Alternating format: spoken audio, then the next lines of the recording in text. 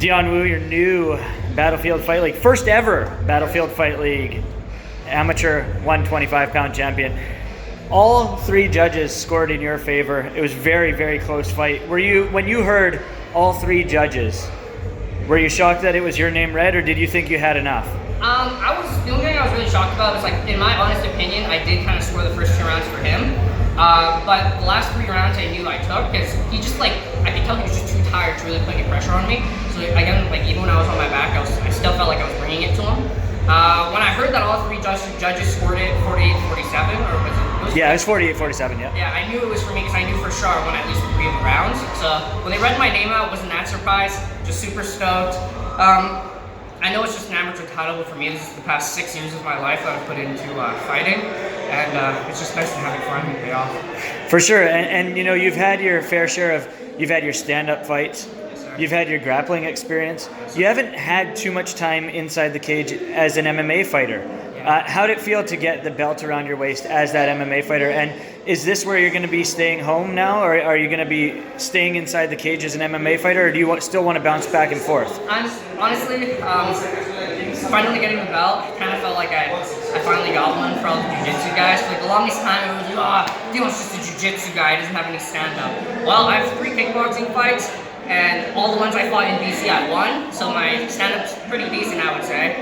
And in relation to your question about fighting MMA, I definitely do intend to stay here as an MMA fighter, but I have developed such a great love for kickboxing because of where I train at, WKX, and so I honestly think that, like, I'm going to try to bounce in between the two. So MMA fight, kickboxing fight, MMA fight, kickboxing fight, and maybe, I think, some point in the future I might take a little bit of time off to really focus on my jiu-jitsu and my wrestling again, and just compete a little bit and just have the opportunity to live that jiu-jitsu bum lifestyle again. For sure, and I mean, you do have like the corner of all corners with the Johnsies in your corner there, and you talked about that, the fact that you're training at WKX.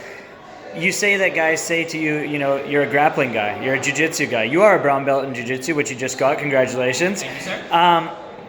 But how much does it mean to you that you have those guys in your corner? Like, it's legends that you have in your corner. It's insane. Honestly, it means the world. I'm so surprised that not more people come to our gym.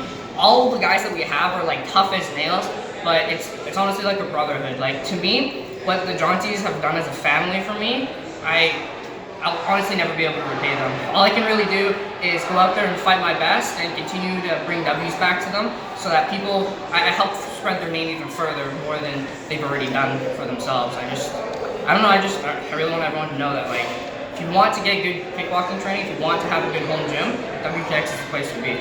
You seem you seem a little emotional right now. Not just talking about them, but when you spoke about having the belt around your waist or over your shoulder right now, just talk about the emotions going through you right now. Oh wow. I've wanted to be an MMA fighter since I was 10, and I've done traditional martial arts for the first, I did traditional martial arts for a long portion of the first part of my life, and I remember when I decided I wanted to be a fighter,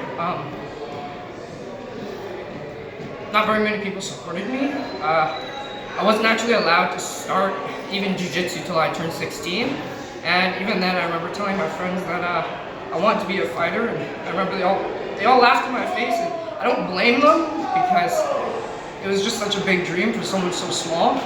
So it just means a lot to me now that I'm here and they're supporting me, and it's just crazy that 6 years is not really that long in retrospect, but I put a lot of my life into this, and so I'm really grateful to everyone around me, and all I can do is continue to work hard and hopefully make them all proud. So what can you say to those people that felt like you? I mean, there's tons of people out there that could be watching this video that had people laughing in their face. I mean, what do you say to those guys? I've always wanted to, one of my aspirations has always been to aspire to inspire. If you have a dream, no matter what it is, no matter if you know it pays well or it doesn't, pursue it to the utmost that you can. Because at the end of your life, the only thing you're going to look back on and regret is all the things that you didn't do. So regardless of what it sounds bad, but regardless of what your parents say, what your friends say, what your teachers say, if you have something that you truly love, do it with all your heart, and eventually success will come. That's basically it. All right, let's fight those tears and tell your fans when they can expect to see you back in that cage. I'm planning to take the summer off. When I come back, my next fight probably won't be until October or November, and I'm actually going to be looking to try to fight for a kickboxing title, because I actually do have, originally I had more kickboxing fights than I did MMA, and I kind of want to bring a kickboxing title home to Jonesy's as like just a portion of my thank you to them.